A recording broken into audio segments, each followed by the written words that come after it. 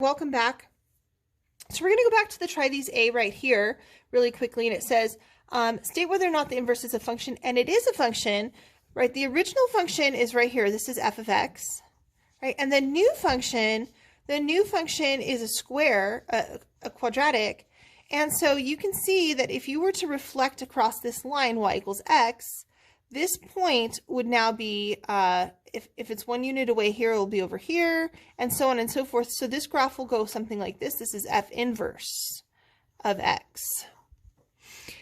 So, and the reason that I'm mentioning that is because the next part right here on the check your understanding says, in the try these A, part A, why is it necessary to include a restriction on the domain in the definition of G inverse? And they should have used f inverse here. This should have been f. So that is a typo. And the reason is because we know that the domain of the inverse function is the range of the original function. So let's go back and look at the range of this function. So the range of the original function, the range was y is less than or equal to 0, right? It's going downward forever, this function. So that means that I have to restrict my domain here. Right, my domain here has to be the same as the range for the original function. So this means that x will be less than or equal to 0. So if you would please add that. All right, and so it says what specific part of the equation in G inverse in example A tells you that it is not a function? Explain your reasoning. So what specific thing told me that it was not a function? It says the plus or minus symbol, right? So the plus minus symbol right here tells me that I'm going to get a positive branch and a negative branch. So it's the plus minus symbol. Okay, moving along. It says, remember that it is possible to restrict the domain of a function so that the inverse will also be a function. Consider the graph of g of x equals x squared plus 4 and its inverse from item 1. Imagine covering the right side of the graph with of g and then drawing the inverse. The result would only be the bottom half, which is a relation, g inverse, which would be a function. So if the domain of g is restricted to x is less than 0, the inverse of g will be a function with a domain of x is greater than 4 and a range of y is greater than 0. All right, so we're going to look at what that would look like.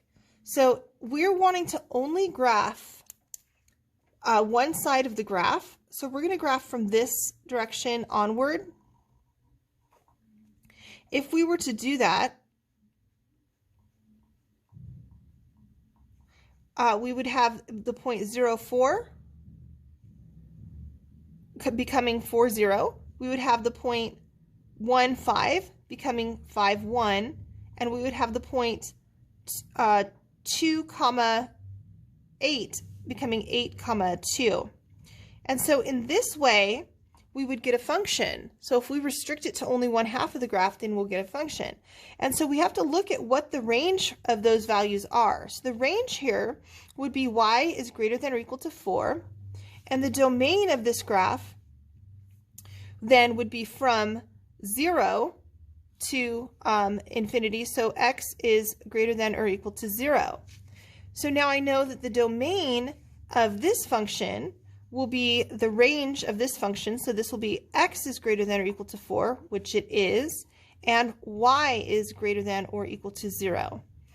And so indeed, it does say if the domain of G is restricted to this boundary, x is less than 0, the inverse of G will be a function. Or if you want to restrict it to the other side, it will also be a function. Okay. Moving along, it says give another example. I already did that. I apologize. It says give another example of a possible restriction on that domain so that it is a function.